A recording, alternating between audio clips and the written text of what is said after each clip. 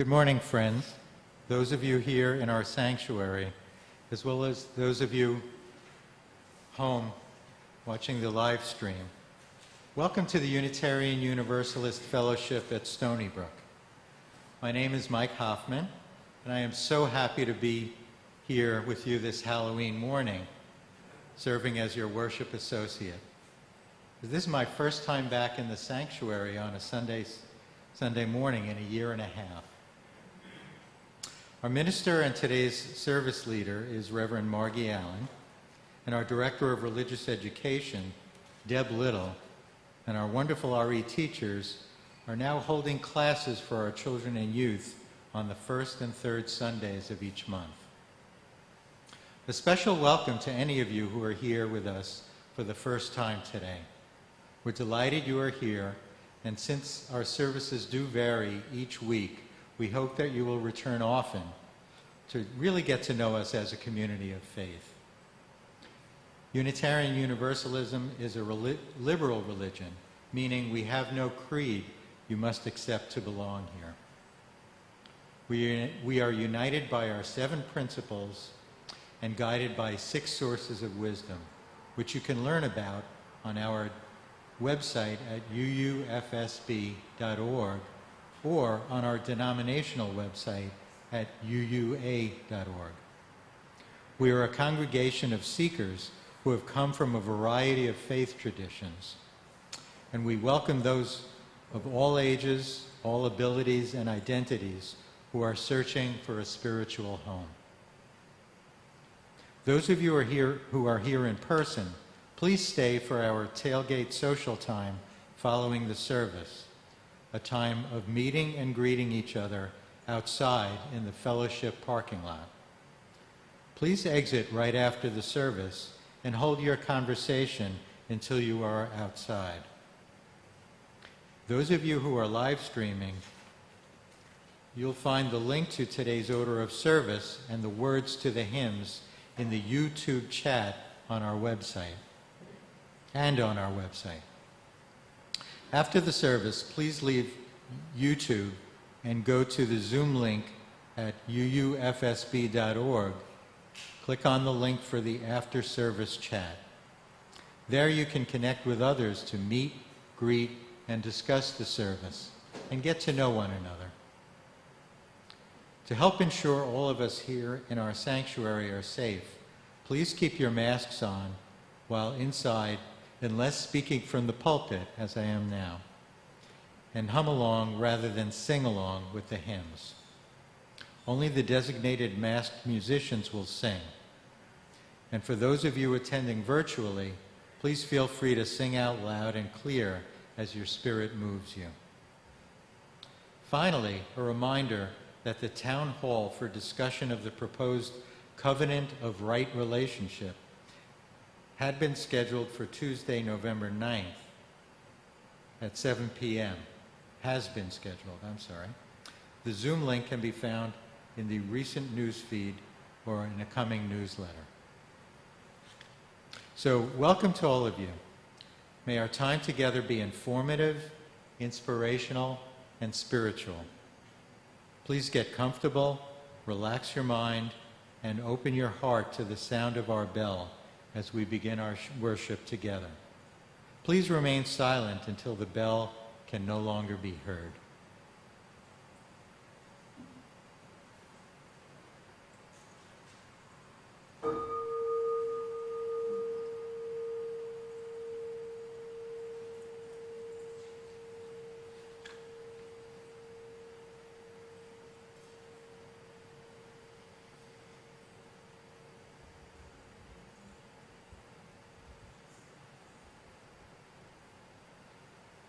I've asked Joel Diamond to light our chalice this morning, while I say today's chalice lighting words by Florence Caplow. As we kindle the flame, we honor and remember those who have passed into the mystery. Their brightness lives on in our vision, their courage lives on in our commitments, and their love continues to bless the world through us.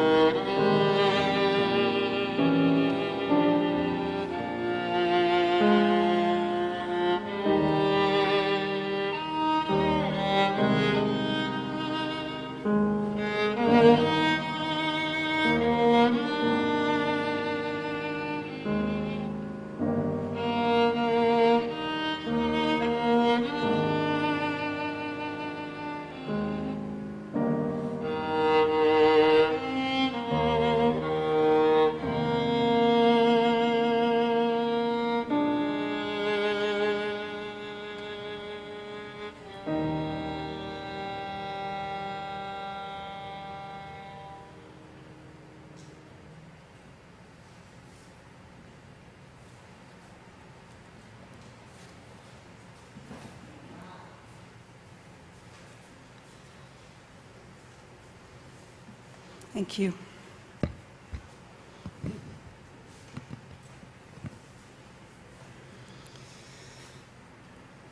Halloween, or All Hallows Eve, is the modern name of the ancient Gaelic festival called Samhain, one of 4 cross-quarter holy days which fall between the days of the spring and fall equinox and the summer and winter solstices. Samhain marked the end of the fall harvest and the preparation for the darkness and hardship of the winter months. It was a liminal time, a time between, a potent, possibility-filled time laced with awe and fear and hope. It was a time when people felt the veil between the dead and the living was particularly thin, and communication between the two more possible than at other times of the year. In the 9th century, the Roman Catholic Church moved their All Saints' Day, or All Hallows' Day, to November 1st in an attempt, we think, to subsume the pagan Samhain practices into a Christian framework. But the people continued to recognize the ancient holiday on the evening before the Christian one, on All Hallows' evening, what we now call Halloween. And the benign intermingling of the living with the spirits of their ancestors at the beginning of winter was reinterpreted in the new Christian culture as encounters with ghouls and goblins and other threatening visions of evil. This All Hallows Day morning, we reach together through the veil of mystery that separates us from our ancestors and our beloved dead. We reach through to remember them, to honor them, and to wonder a bit about where they are and what it might be like when our own life comes to an end. We begin, though, with a prayer for strength, for clarity, for peace, for love, and for wisdom. Linda Cortese leads us now in singing or humming for you here, hymn number 86, Blessed Spirit of My Life. Deede and Peter accompany.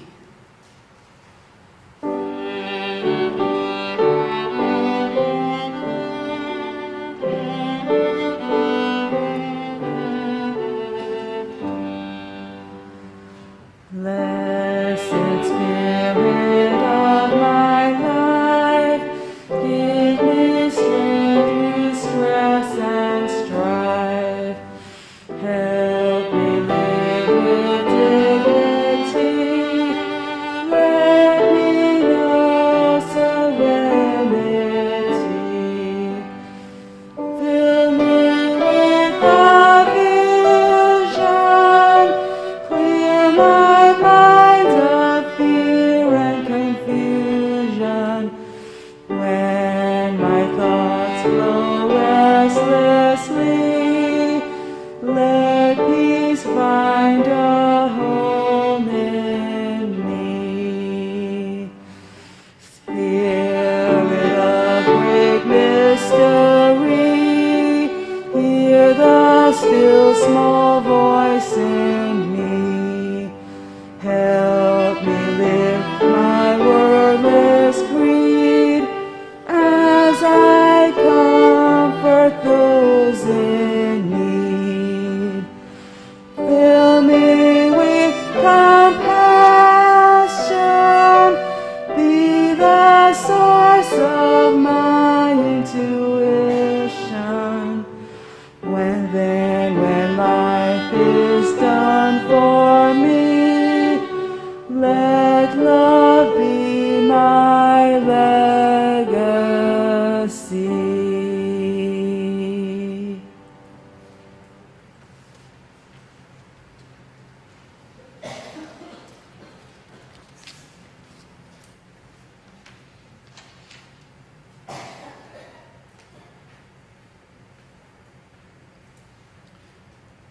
Our responsive reading is by Viola Abbott and is titled The Growing Darkness. I will speak the words in regular type. Please join Reverend Margie on the responses in italics. As we move deeper into the season, there are some things we know. All brings a growing darkness that we cannot escape. The nights become cooler and take on winter's chill. The leaves on the trees and blades of grass try on new suits of yellow, orange, red, and brown. Life around us slowly retreats and goes to sleep. In the rest before renewal, the earth will remain waiting, waiting. Waiting for the time that they are returned to us, the warmth and the light. Sorry we forgot to include that in your paper. I invite you to settle in with me into a bit of a different sort of space and time for meditation, reflection, prayer. We'll have some time for silence as usual, but we'll drop into that silence from a series of traditional pagan chants. Not ancient chants, perhaps, but ancient and comforting ideas at this time of year. Linda Cortese with Peter on piano and Deede on violin will lead us in multiple repeats of each of the three chants. I invite you to let sounds around you lead you deeper into contact with yourself, to allow your body to relax as much as you can into the moment. Let the words and melodies and meaning wash over you, remembering yourself as kin to those who have sung in this way, in this season, for thousands of human generations. So sing or hum along with Linda, then drop into our shared silence to go within wherever you will. And the sound of this Tibetan bell will call you back into our company.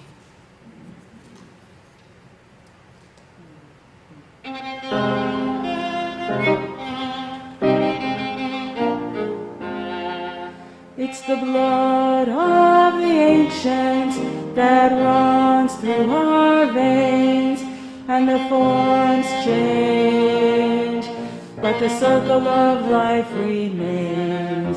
It's the blood of the ancients that runs through our veins, and the forms change, but the circle of life remains. It's the blood of the ancients that runs through our veins, and the forms change, but the circle of life remains. It's the blood of the ancients that runs through our veins, and the forms change, but the circle of life remains.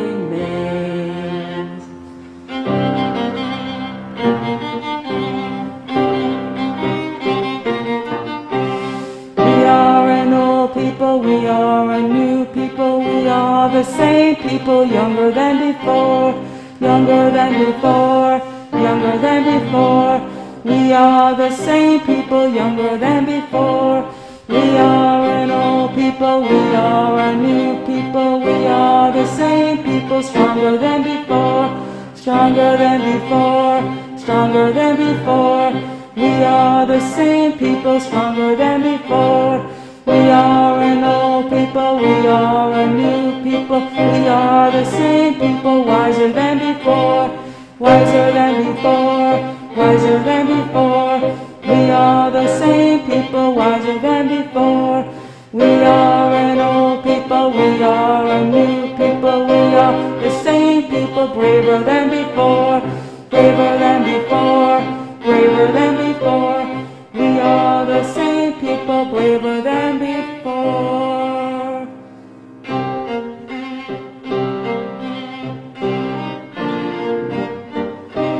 Hoof and horn, all that die shall be reborn. Corn and grain, leaves and rain, all that fall shall rise again. Hoof and horn, hoof and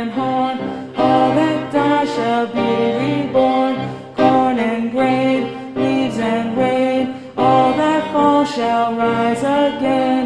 Hoof and horn, hoof and horn, all that die shall be reborn.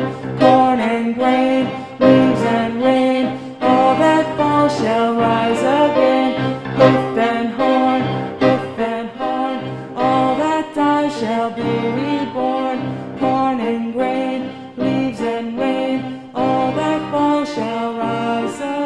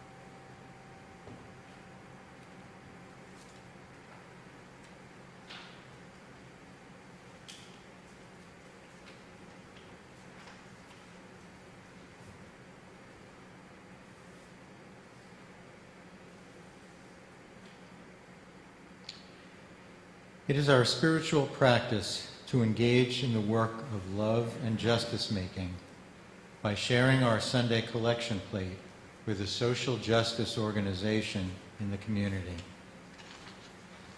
In recognition of Hispanic Heritage Month, which goes from September through October, our Share the Plate recipient during this month is Sepa Mujer, located right here in the town of Brookhaven.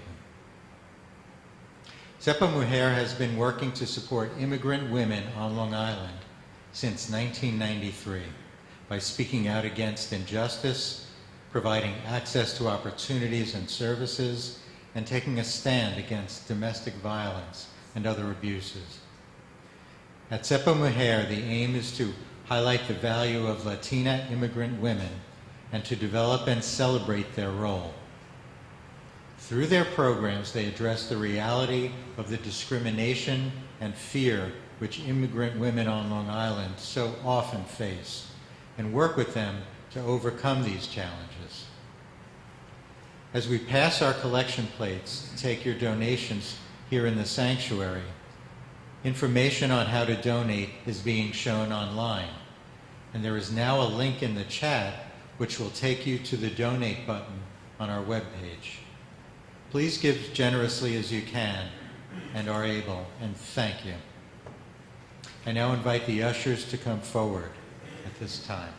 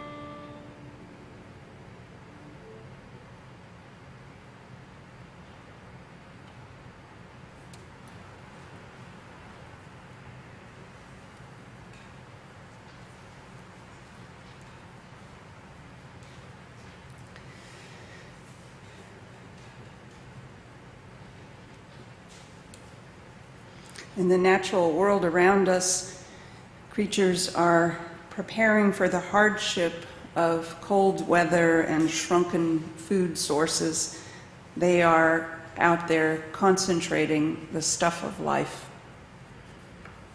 They are making their dens, collecting nuts and the last of the berries, eating as much as they can right now and storing it as easily combustible fat, fuel for slow internal consumption through the winter.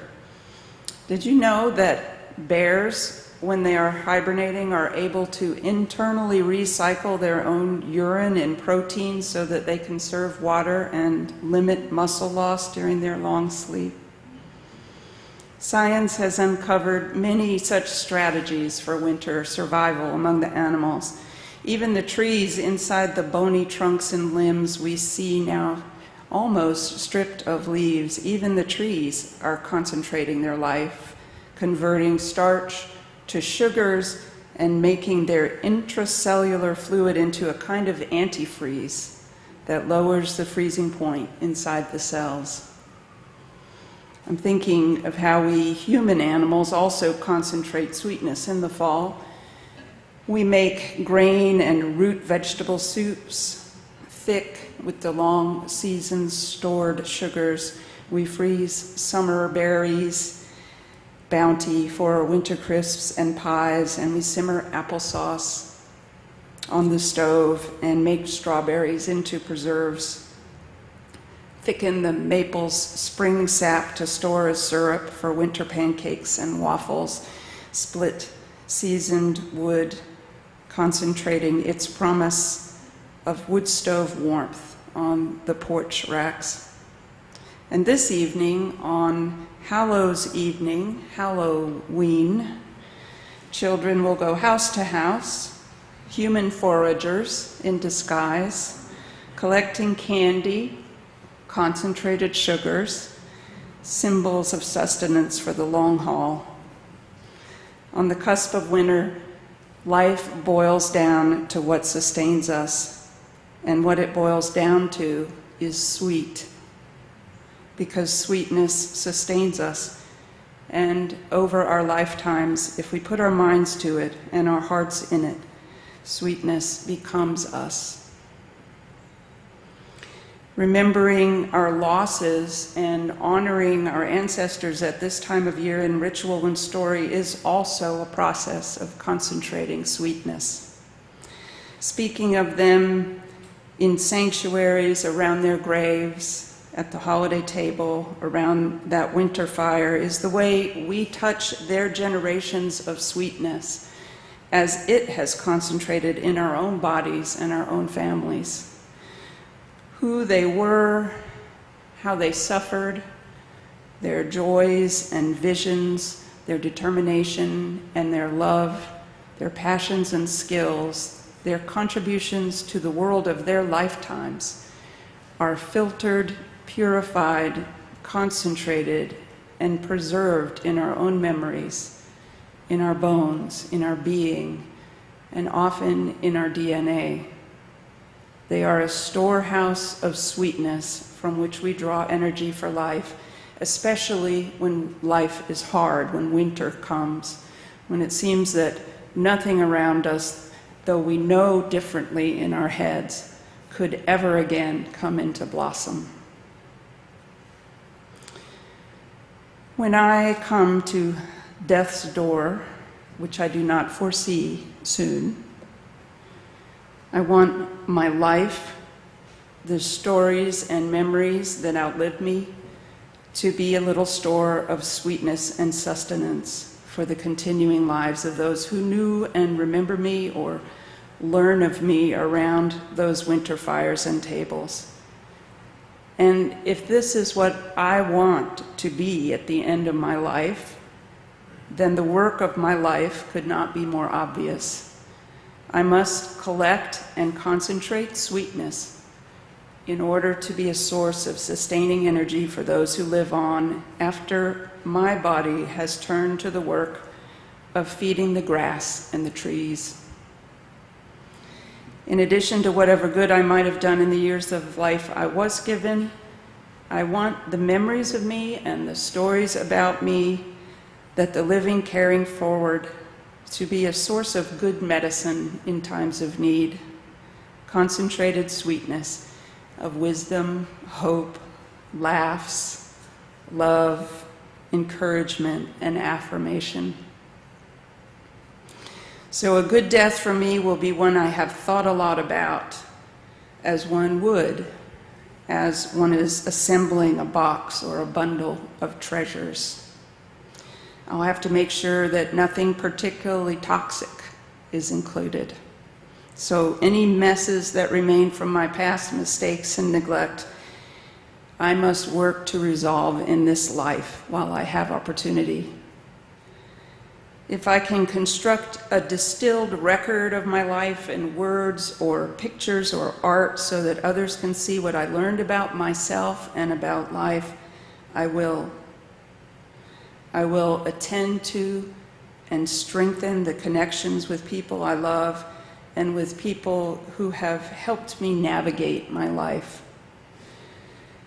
I will continue to strip my life of everything that distracts me from what matters until I am clear what I want to see and hear and touch and taste and smell at the end of my life. The faces of people who love me, careful hands tending to my body and soul, music and voices that are sweet to me, sunlight and breezes, sips of cold water, bites of foods I have loved. And if I die suddenly, someone to hold me and look in my eyes and remind me that everything is going to be okay, or a view of the sky, or of something green and alive. When the time comes and I have time and means, I will create opportunities to say farewell to people and to animals in my circle of caregivers and loved ones. I know that the more I think about what I need in order to die with integrity and dignity, the richer my remaining life will be, and the more peaceful and meaningful my death is likely to be, no matter how it comes. I have seen enough death in my life as a critical care nurse and as a minister to feel confident that death itself, particularly these days, in the end, is rarely agonizing. We know more now about controlling pain and easing the effort to breathe when it gets hard. And by the time the last breath comes and goes, our brains have been processing only the most elemental activities for some time. Our faces in dying are generally relaxed. Our last words are often sweet or funny. Sometimes we even smile. Nobody knows what it's like on the other side of death's door. People have faith, but not knowledge. Unitarian Universalists are perhaps the least likely to even try to guess. Personally, I take great comfort in our concept of the interdependent web of all life, of which we are each a part. It means to me not only that every element of which I am made will be incorporated into future forms of life, but also that this final return can only be for ongoing creation, for good. There's nothing to fear. In addition, I feel pretty certain that at the time of death, in the time that it takes our brains to complete that final shutdown, I feel pretty confident that what we see is what we've been wanting and planning to see. whether that's God opening the gates of heaven for us, streets paved with gold and angels sounding their harps, or maybe a new body to enter into for a second life, or a 15th, or 100th, or maybe a reunion with a child or a spouse or parents or friends who preceded us in death. And I am sure that those visions, like dreams, happen outside the restrictions of time. They can seem to last forever. And then, if there is at some point nothing, the you were won't know it. It will be like dropping into the silence after the lovely chanting. If it feels like anything at all, it will feel like coming home. Just pure, concentrated sweetness. Amen. Amen. And amen.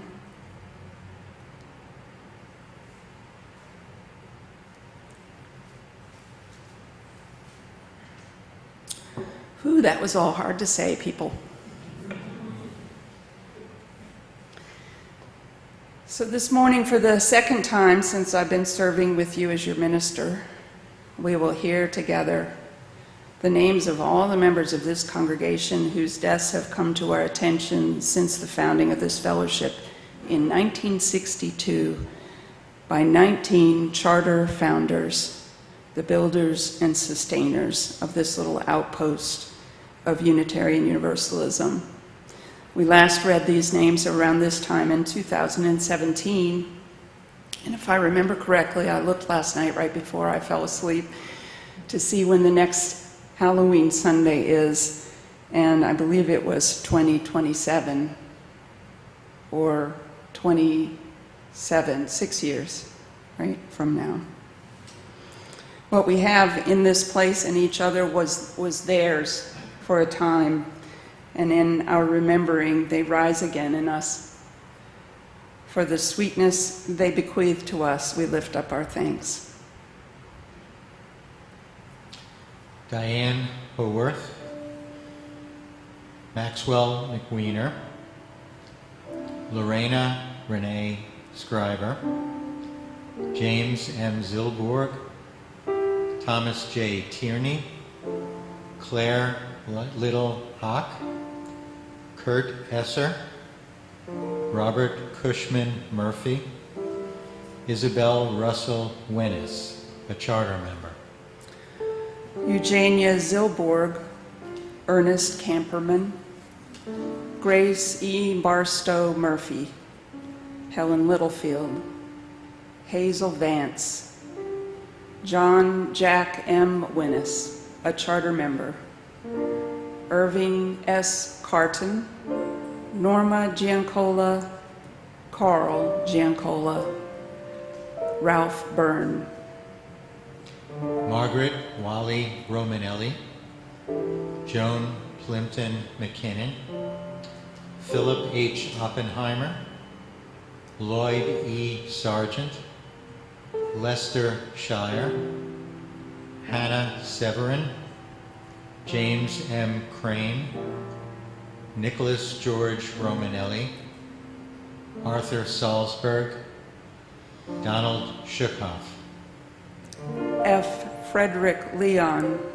Matilda Tilly Camperman, Ruth Shire, Julia Faye Pahalski, John R. Stain, Doris T. Witchen, Dorothy Duff Beal, Edward Feast, a charter member, Andrew Philip Hull, Michael Begg, Robert Kennard, a charter member, Elizabeth Dudley Baker, Claire Cooper Tagnoli, Laura Jane Pahalski, David Williams, Nancy B. Irvin, Philip A. Leisha, Molly Daskal Beg, Natalie Feast, a charter member, Ellen Lubin,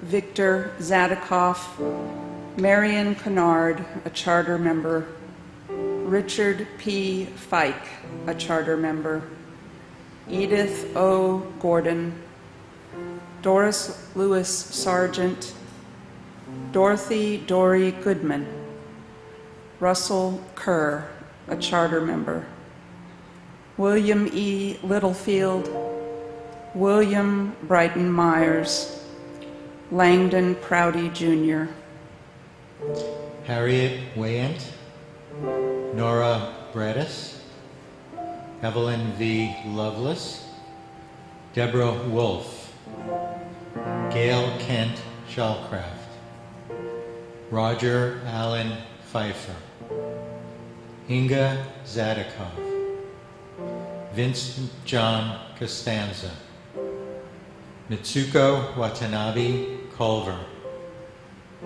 James Jim Freud, Kelly Cummins Kramer, Ursula Moylan, Dorothy Dory Prouty, Alan G. Vorwald, Rosalie Samuels, David S. Kirk, Jane Veazey Stain, Conchetta Chalcraft, Ilona Harisco, Anne Sally Ullman Hirsch. And this Samhain, we add these names of members who passed beyond the veil since this time in 2017. Gustav Blazek, 4/11/18, a charter member. Richard A. Mould, 4/11/18, a charter member. Dolores Crane, 8/1/18.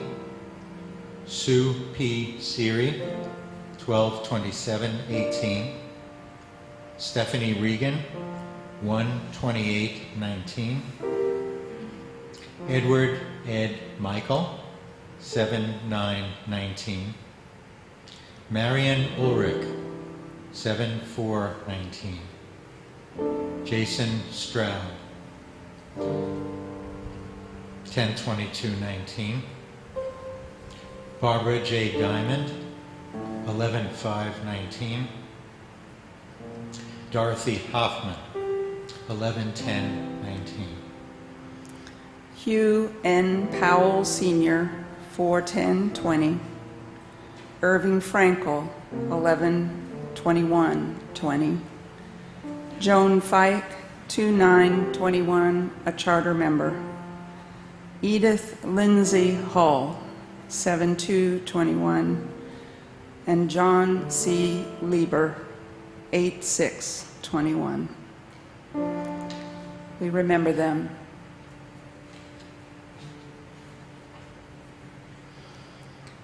We remember our own, aware that the little circle of our connections is just one tiny loop on the interdependent web of all life. We recognize in this litany to come, this litany of love and loss, other lives lost since Samhain 2017.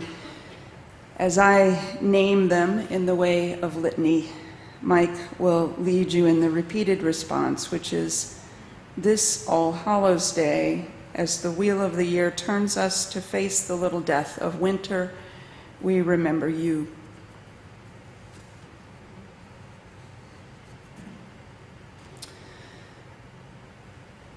Do I start? I forgot. I start. Beloved founders and builders of our religious tradition, Unitarian and Universalist, movers and martyrs, ministers and theologians and social activists, religious educators, musicians and artists, leaders in our association and sister congregations, keepers of the faith who have passed from this life. This All Hallows Day, as the wheel of the year turns us to face the little death of winter, we remember you. Those species of living beings gone extinct since this week in 2017, among them Spix macaw, a blue parrot native to Brazil, the bramble key malomus, a little mouse from an island in the Great Barrier Reef, the Chinese paddlefish, one of the world's largest freshwater fish, native to the Yangtze River, the po'uri, a small Hawaiian songbird, the smooth handfish, a fish with hand-like fins from coastal Tasmania, the South African Weinberg conebush, a flowering evergreen shrub, and Lord Howe long-eared bat of Australia. All of these, among many others, their entire species.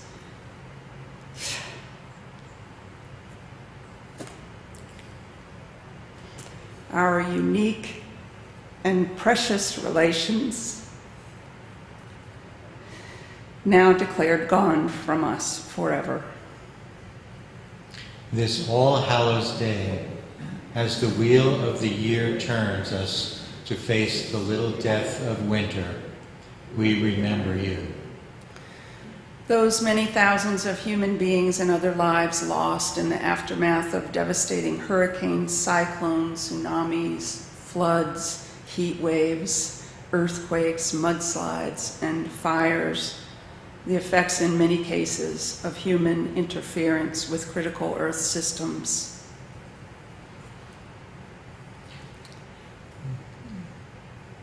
That's it. This All Hallows Day, as the wheel of the year turns us to face the little death of winter, we remember you. Those who died from preventable or treatable diseases worldwide, from measles and malaria, from AIDS and tuberculosis, among so many others, for which vaccines and medicines exist, but we're not able to reach those who suffer and die. And of course, the over 700,000 people across the globe who have died so far of COVID-19 and its relations in the pandemic, which persists to this day.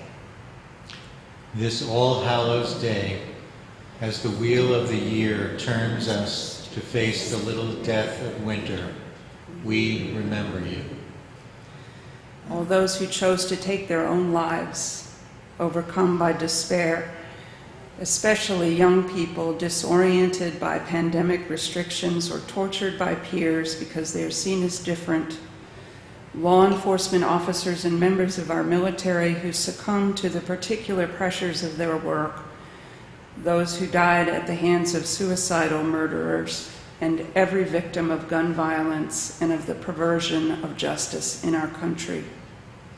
This All Hallows Day, as the wheel of the year turns us to face the little death of winter, we remember you. Members of our military, police, and firefighting forces killed in the line of duty, the soldiers of other countries and rogue militias who died in struggles small and large, and civilian non-combatants throughout the world who lost their lives in besieged cities and decimated villages, who died for lack of medical care, who died along the road to the dream of safety as refugees. This All Hallows Day, as the wheel of the year turns us to face the little death of winter, we remember you.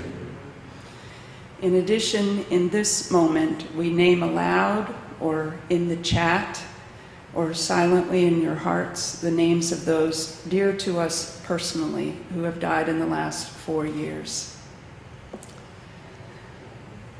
My Uncle Pat. Daniel Connors.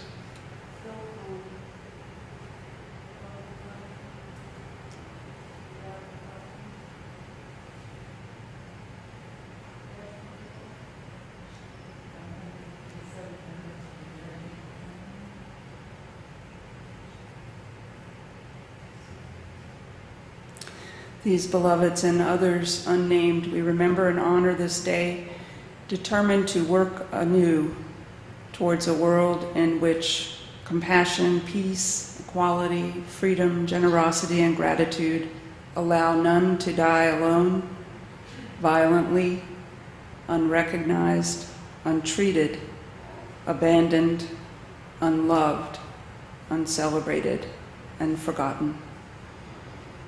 May it be so. Amen. Our closing hymn is number 96, I Cannot Think of Them as Dead. Please join Linda and Peter and Deede in singing or humming.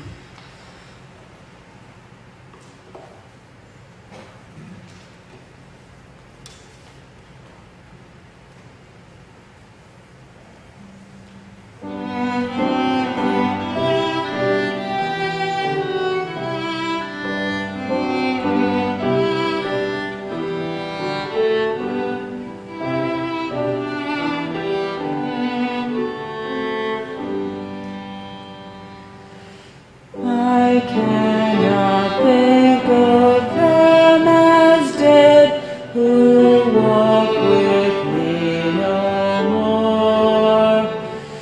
Along the path of life I tread, they are but gone before. They are but gone before.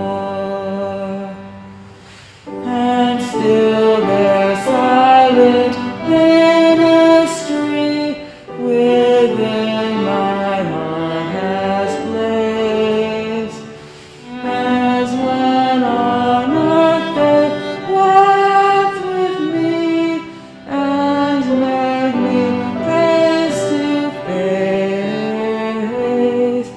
and met me face to face. Their lives are made forever mine. What they to me have been has left henceforth with seal and sign, engraven deep within, engraven deep within. Mine are they by an ownership, not time nor death can free.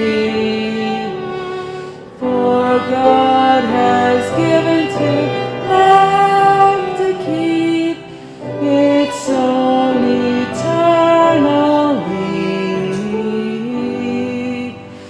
its own eternally.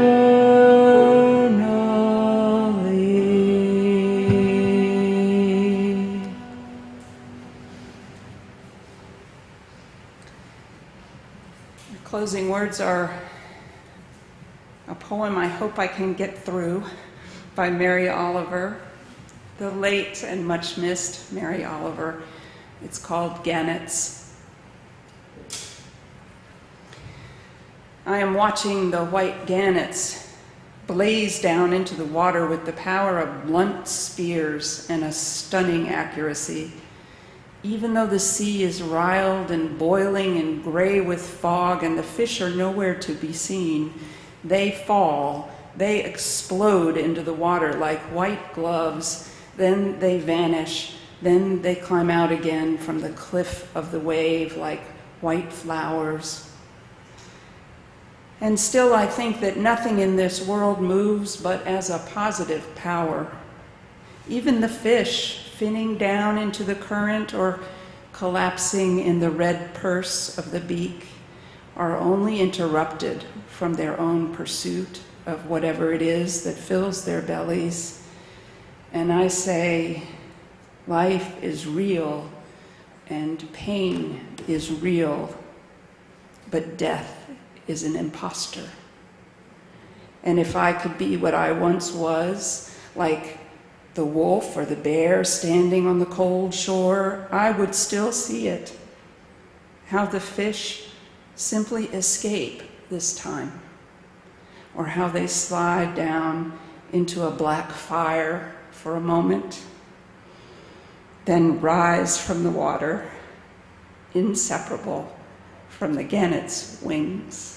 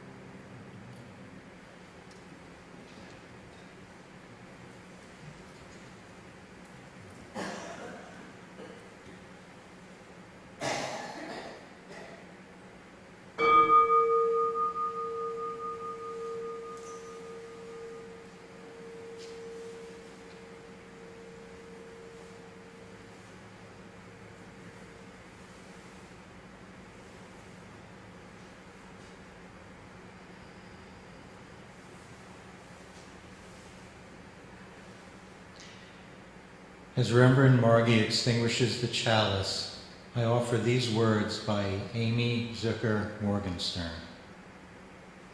When we take fire from our chalice, it does not become less, it becomes more. As we extinguish our chalice, we take its light and warmth with us, multiplying their power by all our lives and sharing it with the world.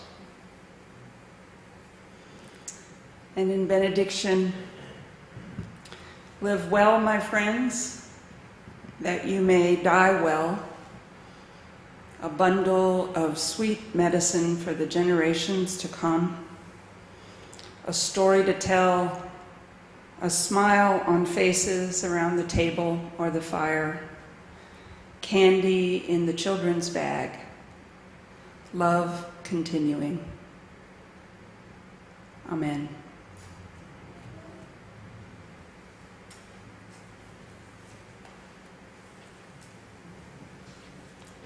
You may sit there stunned as long as you like.